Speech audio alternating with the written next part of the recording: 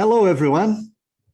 We're here today in another episode of Changing the Game. Wilson Casado here, and I have a privilege today of talking with Monique.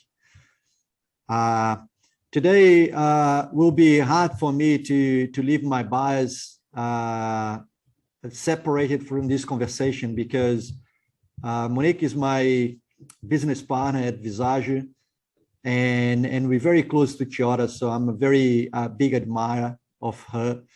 So I'll try to keep my bias out of it, but I think will be a bit of impossible there. Hello, Monique, welcome. Hi, Will. Thank you for having me today. It's a great pleasure. So let me start with traditional, I'll read Monique's bio and then we go from there. Monique is the living example that it's possible to combine a challenging and successful career with a very intense personal life.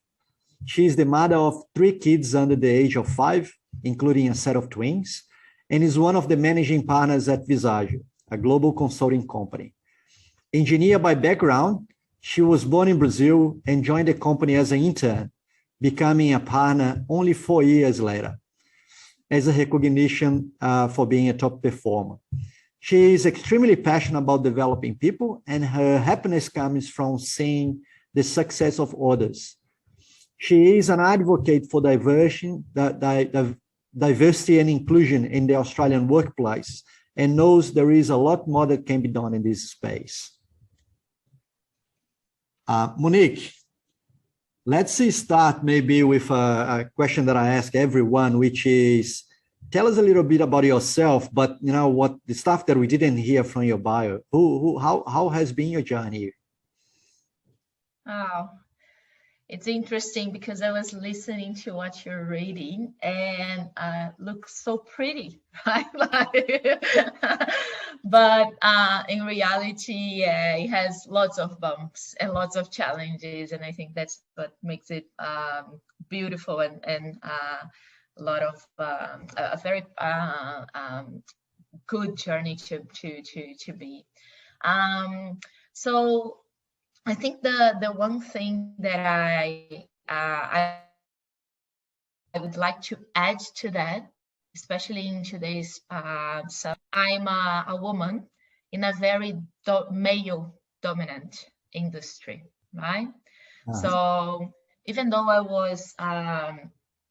was made partner in my recent years with Visage, and I think I've been very grateful because I found the place where I want to be. I don't think about anywhere else I could be as happy as I am in Visage. But it's still a very male dominant industry. And we have lots of challenges with increasing the number of women in Visage itself, right? And my entire career, it's gonna be my 15th anniversary with Visage the coming April, and my throughout my entire career, I can think of many examples where I was the only woman in the room, right? I can think of examples where I was the only woman in a room with 30 other people, right?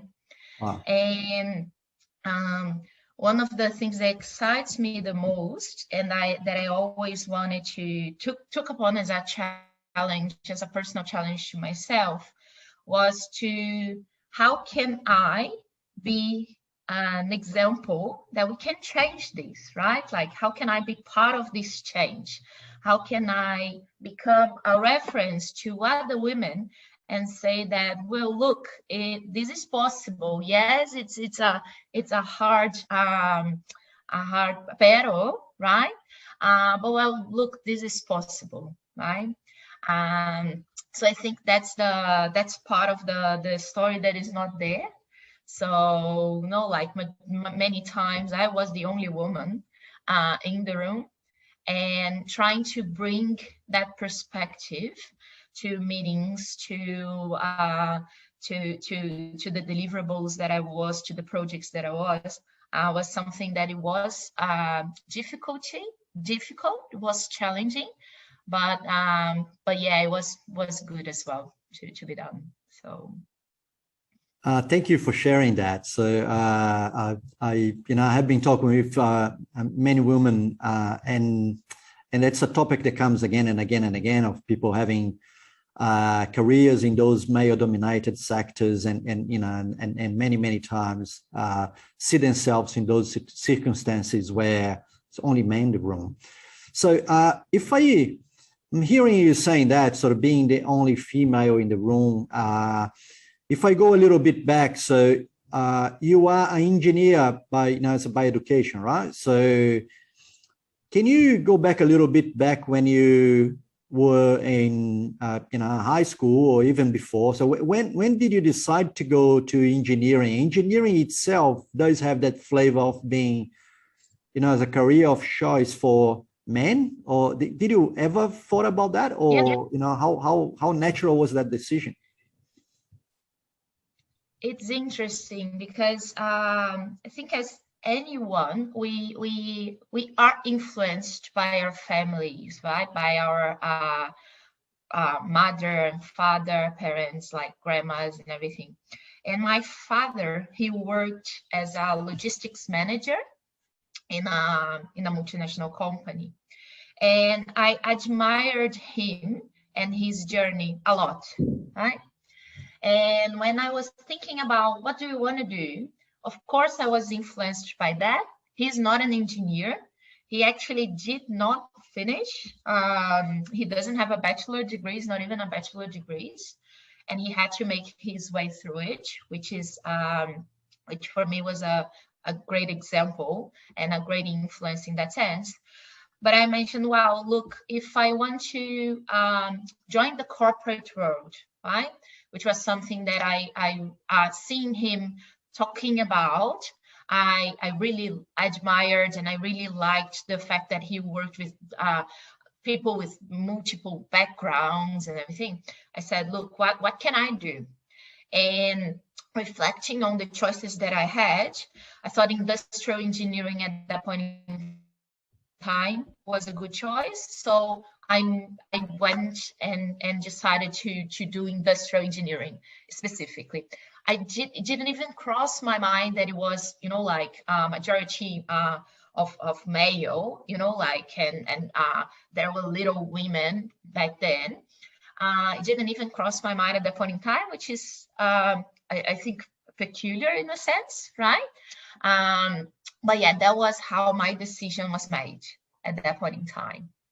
So very nice. So is that what about the facts on that? So did you have classes of majority men, or how was that sort of experience? Yeah, absolutely. I think the engineer, so I graduated back in Brazil, and the engineering degree there, the bachelor's is 5 years, right? And I think throughout the 5 years, the ratio by women to men was always around the 20 to 80%, right? 20 female to 80% male. And that was it. That was it. So yeah, I was part of the minority at that point, in that sense.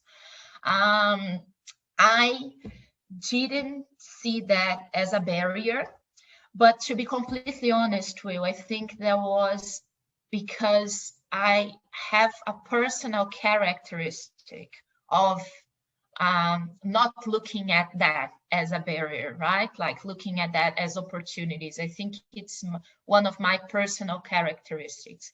And I think it's not like that for a majority of the women out there, if it makes sense, right? Like, so there was a lot of cases where I was, when I reflecting back to, like the situation where I was put, I look back and I say, wow, that was like pretty bad, but I didn't feel like that at that point in time. because of the nature of who I am, I think, right? Yeah. But if it was someone else, and I think probably, you know, like they would be, wow, what am I doing here? You know, like this is definitely a barrier.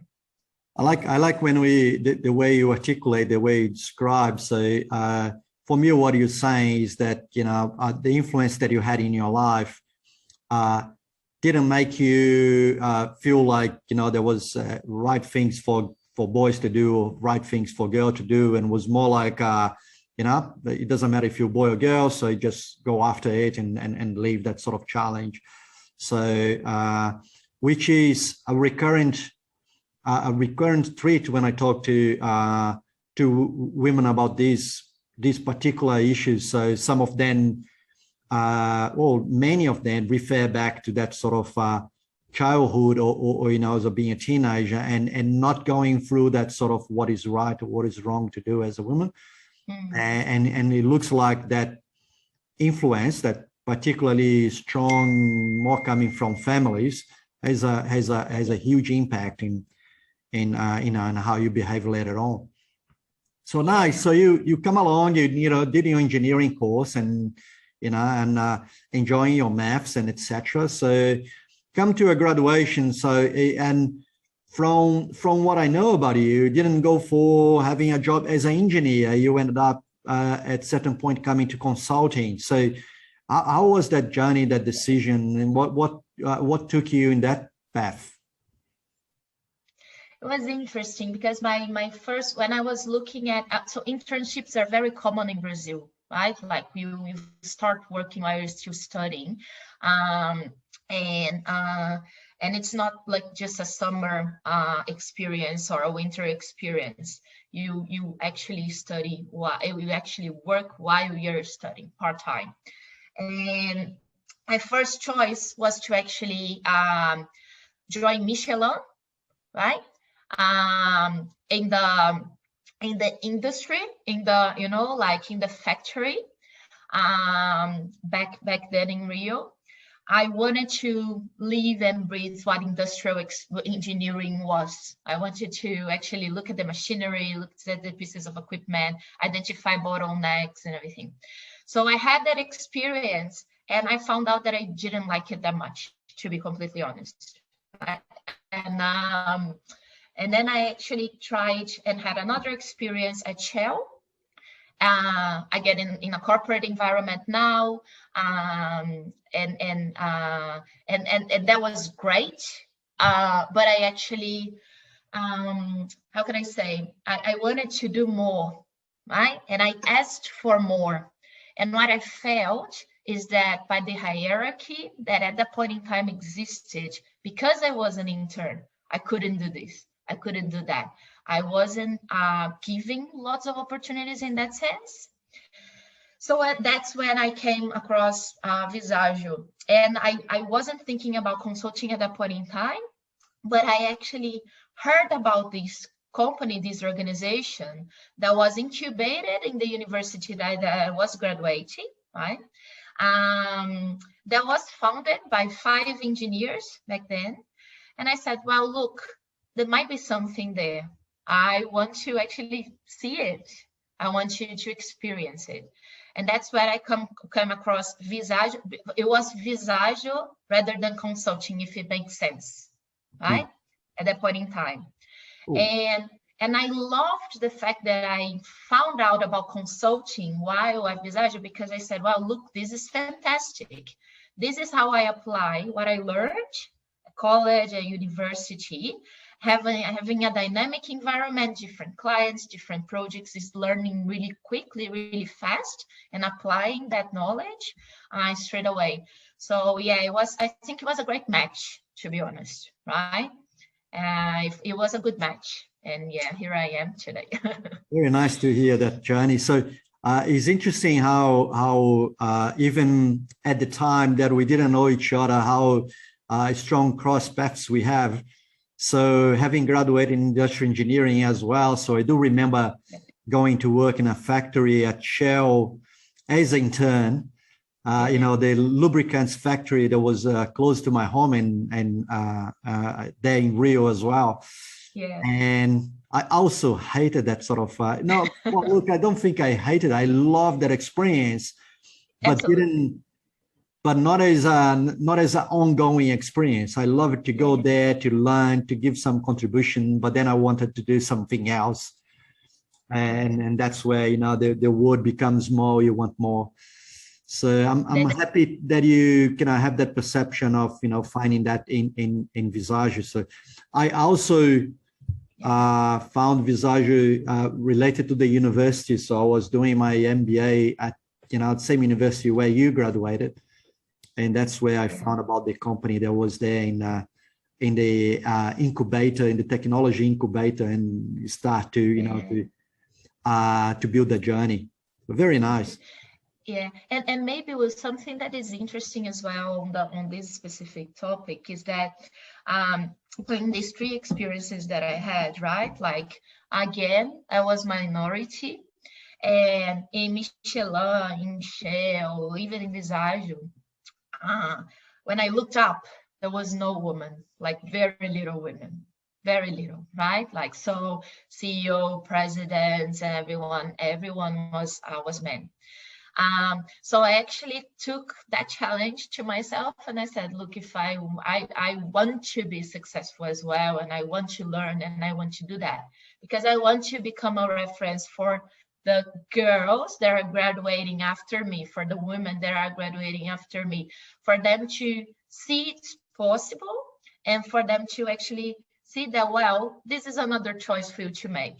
Because it didn't matter much to me, in terms of, okay, I can't see a woman there, but I wanted to be that person that can show, like you can do this as well. Like let's go, let's do this together. So yeah, it was. It's interesting how you come back and you wrote in your bio, and now you mention again that you have that flavor of wanting to inspire young people. So it's very interesting your take on, or this day we talk a lot about that sort of the quote about if you see it, you can be it. So, Yeah. but I think what you mentioned is that you didn't have the reference, but yet you have the will to be there regardless. So that there wasn't as a barrier for you to an extent. So it was more like a challenge to be able to do it and prove you could do it. So and I love that perspective. So it's it come along quite well. So Nick, then in this journey in Visages, so you ended up at certain point deciding to do something that doesn't appear in your bio, and you didn't talk too much about it. So you ended up deciding to immigrate to another country. And a particular thing on that. So from what I know about your story, you immigrate to Australia driven by the career opportunity that you had, as opposed to your husband. And can you talk a little bit about that? That decision, that that challenge, eventually even a little bit about few conversations that you might have had with your partner about that. Yeah, that's true. So it was. I always wanted to have an international experience, an international career, right? I had the opportunity to do that while I was still studying. I went to live in the USA for a while, for a few months, and then I had the opportunity to do a project here in Australia, in Visage, in Brisbane. So I lived in Brisbane in 2010 for almost 10 years, delivering a project to one of our clients there. My husband, at that point in time, he wasn't my husband. We're still dating, but he also had the experience to live in Australia while he was still in university and studying. And when I returned to Brazil, we eventually got married, and we said, look, if there is an opportunity, let's do it, right? Like let's go. I think now is the time for us. We didn't have kids at that point in time. We said, well, like it's a passion for both of us. We should do it. And then the opportunity arose in Australia, so we founded the office here. At that point in time in Brazil, I was leading one account, and I said, well, if I want to make that happen, I need to prepare myself, right? I had conversations internally with our partners back then. Some of our partners are my mentors until today, which I'm very grateful for. Very, very good conversations. And I said, look, it took time for me to prepare successor and for me to actually prepare ourselves to make the move. So it was a planned move, as you might recall.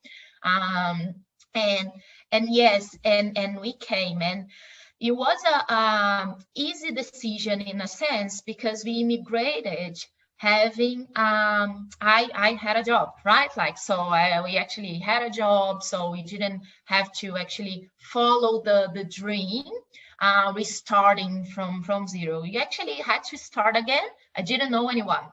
I was a partner with, like no network. I had to actually form my network from zero, not from zero, of course, but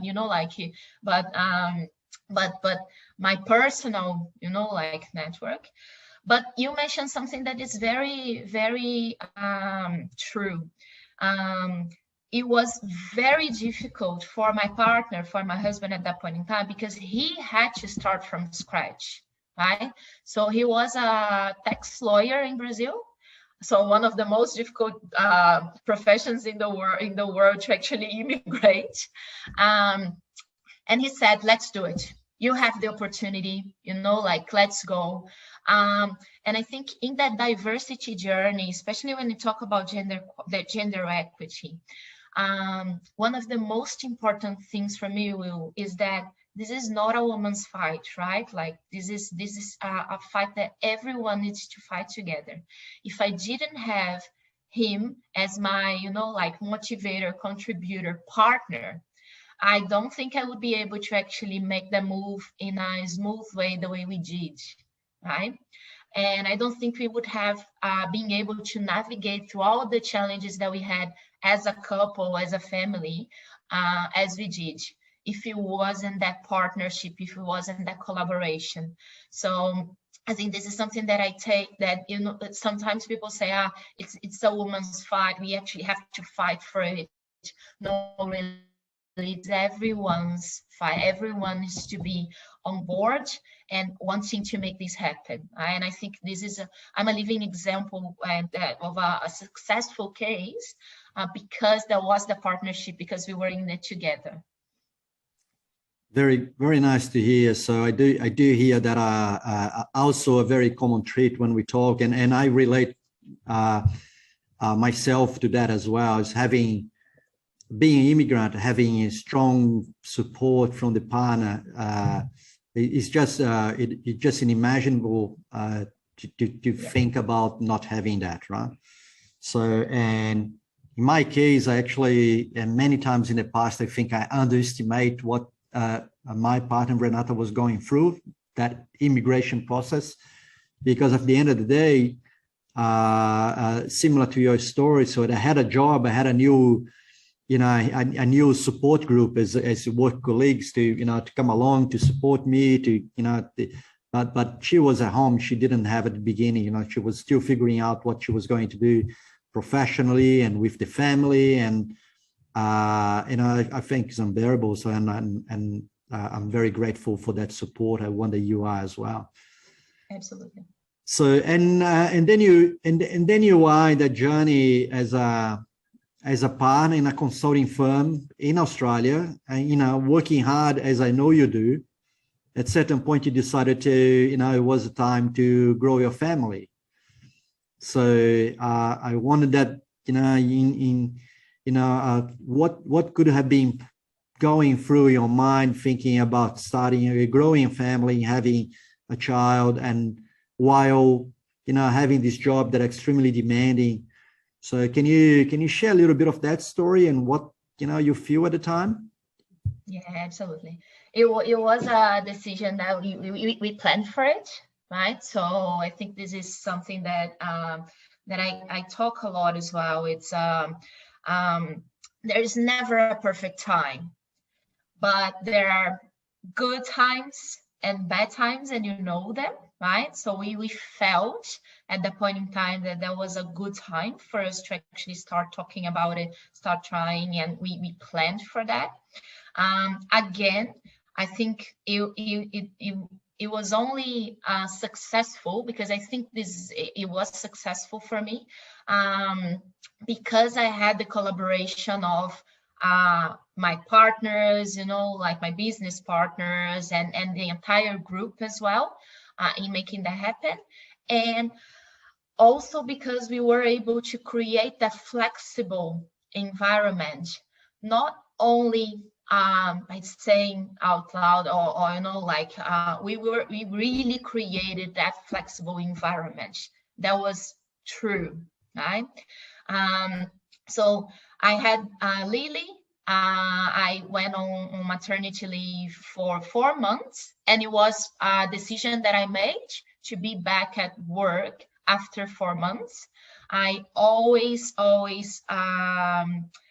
thought that combining my passions in life, no matter what they were, no matter what they are, is the key to being happy, to be honest, right? And in that case, for me, it was my family and Visagio, right? And for other people, it might be triathlon. It might be, creating space for, like gardening, whatever it is. But I think that combination of passions is what makes it successful. And at that point in time for me, I knew that I had to prioritize these two pillars, and I would probably have to compromise on others. And that was okay. That was an informed decision on my head, right? The surprise was 1 year later, I was pregnant again and with twins. and I think that was, it was challenging, very challenging. You plan for the twins as well? You aiming for 2? So, yes, and then, like 2 at once. But again, I think the support and the partnership, like that I had at that point in time, made it happen. I don't think without the support I was going to be able to do it. So again, I went on maternity leave for 6 months the second time with the twins, and was able to still, while on maternity leave, to still be part of the business, to still be part of the decisions that were made, to still navigate through it, right? Through the challenges and through the good parts of it as well. And that actually motivated me to go back and again, like juggle all the plates in a good way. I'm not gonna say it's easy. It's not. It is challenging. Sometimes people ask me, how do you do it? Look, I don't know. Sometimes the answer is I don't know. Maybe majority of the times is. But I know that having a team that works with you, collaborates, understands, is flexible, and making sure that you use that flexibility as well on your behalf, I think that makes it easier, right? So I adapted my hours. So I knew that I would have to make compromises in other parts of my life, and that's okay. I think that's what makes it possible. So I'm intrigued, right? So because, as I do know a good part of the story that you're telling us, and I know, how strong you are as a professional, as a woman, and I saw you coming through that sort of phase. And the story you're telling us, despite the fact that you're saying that there were challenges, so you're telling us like, it was easy. So, not easy, but you're making us feel that it was an easy journey. So I'm intrigued. So was there any time where you doubt yourself, where you thought about doing something different, you thought about giving up or having to make a choice. So what tell us about a hard, hard moment that you had through the journey. Yeah, well, like a few times, to be completely honest.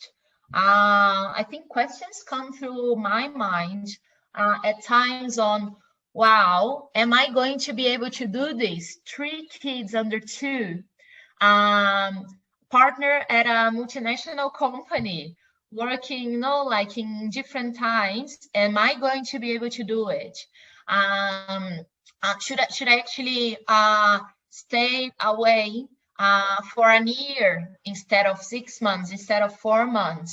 So I think those questions came to a lot of times. What helped me, to be completely honest, was to stop, look at the choices that I had at the point in time, talk to people that I value the opinion a lot, right? That I knew were going to be there for me no matter what I decided at that point in time.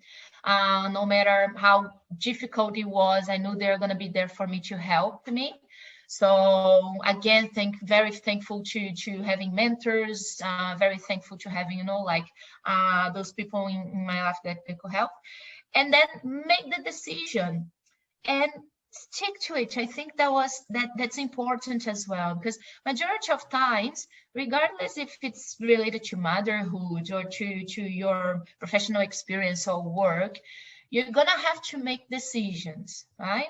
And if you keep looking back and saying, oh, what if I did that? Oh, what if I took that opportunity instead of this one? You are probably gonna live in regret. And life is here. So the decision that you make, you own it. You try to make the best of it. And you, look up and say, okay, this will work. We are going to make it work. Challenges are gonna be there. So for example, my twins are gonna turn 3 in a month, and I can count on my hand the number of times that I slept, you know, like through the night, right? So the challenges are going to be there, but you just have to understand what are the priorities for you, what are the most important things, and just stick to it. Just go.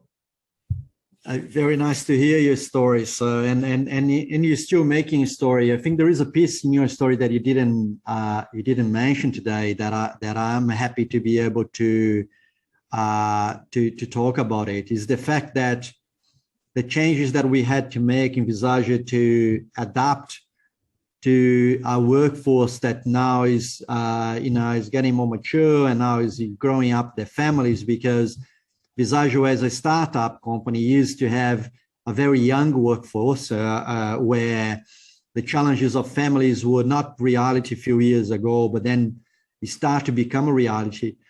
And what you didn't mention that is quite amazing about your story, that you are a protagonist of that story, right? So it is not true that Visage had that support environment for you. That the truth is actually that you created that environment for you and for the other people in the company, the moms and dads and for the people that are coming.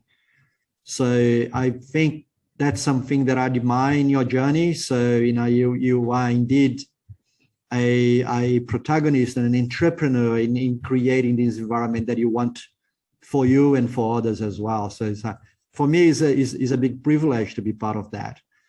So, Monique, it's not a surprise to me that we plan these interviews in the Changing the Game to be in 30-ish minutes. And so far, we could easily say that we just at the start of it and has passed 35 minutes already. So one thing that I do want to finish with, the formal interview with one question that's more like your take in how to advise the young girls that are still struggling to figure out what they want for themselves, and they still struggling with those gender bias that society still have in terms of what they can and they cannot choose. So, and I would love to hear what you have to say to them. Yeah. Look, I think that, well, there's lots of things that we talked here today, Will, that are very important, right? Like having the references helps, having the role models out there, right? Like it definitely help for you to make more informed decision. We talk about women in STEM a lot, that we want to increase the number of women in STEM. And we talk about if you could be her, if you could see her, if you can be her. It definitely helps, but there's something inside of each one of us. And now I'm talking to the women out there, to the girls, right, who are deciding what they want to do. There's something inside each one of us that needs to be there first to actually make those decisions, and first to fight the battles, and first to fight the challenges, right? So it's something that we need to learn, that we need to adapt, and that we can actually learn to actually have that throughout our journeys, which is the resilience, which is the self-motivation, right? Which is the ability to actually look at the challenges and not freeze and just say, wow, okay, where are the opportunities in here? And use the support network that you have, your family, your friends, your professors, your teachers, your, like professional colleagues. Use the ones that you know are going to be there for you, are going to support you, value their opinion, listen to them. And that helps you make more better and more informed decisions, right? So I think my advice is, yes, absolutely look for the external factors, and we are working to change them. We are working to change some of the things that don't work well. But look internally as well. That self-awareness, knowing who you are, knowing where to actually get that fire within, that's very important as well. That's awesome to hear. So and is recurring, right? And again and again and again, every people that are able to work in changing the game for themselves talk about the support networks, the support people, the family, the friends, and every help that you can get out there. So that's quite relevant. So everyone listening to us, so we're coming to the end. So I need to finish this with a message that is very important for me. So is not longer than 6 months ago, I was thinking about this. What could I do different in the 100 projects I do tend to have in my life, and changing the game came as a mechanism, as a medium to be able to reach out to people that needs help. So in the last 6 months, roughly, so I have been talking to amazing women. Today with Monique, this is the 17th episode, so it's episode number 17. So that's the last episode of the first season of it. So this first season was focusing gender diversity, a topic that I mentioned before that's quite relevant for me in my life, very close to my heart. So, and I'm finishing this season with one of the women that I most admire, that is my business partner, and that I have such a great privilege to have here. I'm very grateful to have you here today. What we're building in Visagio is quite special, and I think we can keep up with it, and we can keep building it for a while. So when you guys hear next from Changing the Game, so it will be a little bit of more wrap up of this season, and then we're going to start a new season talking about innovation. So now we're going to be seeking for amazing founders, amazing investors that have stories to talk to us about how they're helping to change the game with innovation. So Monique, thank you very much for being here today. It has been a pleasure. So, and I'm immensely grateful again. Thank you so much for having me, Will. Yeah, it's an honor to be here, to be honest. Yeah, thank you so much for such a great chat. yeah, and let's keep doing it. So goodbye, everyone. We'll see you all in the next season. So keep connected and see you soon. Bye. Thank you. Bye.